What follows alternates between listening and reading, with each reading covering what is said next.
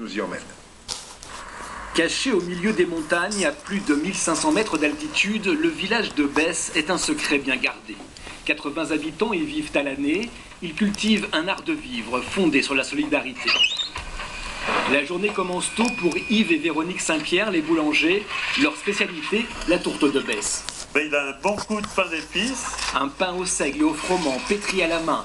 Grâce à sa croûte épaisse, il se conserve une semaine, une recette qui a été léguée à Yves par les femmes du village. Et à chaque femme, il y avait une méthode différente de pétrir. Alors, j'ai adapté un peu la mienne en fonction de différentes méthodes qu'elles m'ont appris. Et puis finalement, après, j'ai réussi à faire une fournée tout seul, 2, 3, et puis voilà, c'est parti. Le village s'éveille lentement, Besse vit au rythme de moments de convivialité. Le pain, on l'accompagne volontiers de jambon du pays. Celui de Petit Bastien est l'un des plus réputés, un trésor qu'il partage volontiers. Oh ben, quand les amis montent et on leur paye un morceau de jambon, ils sont tout contents. Les amis, ce sont notamment Maximin et Raymond. Ils ont quitté Besse pour leur travail, mais sont revenus à l'heure de la retraite. On a habité un peu à Grenoble, dans la ville, mais bon, ça ne nous plaisait pas tellement. Alors on est remonté, et ici on est bien.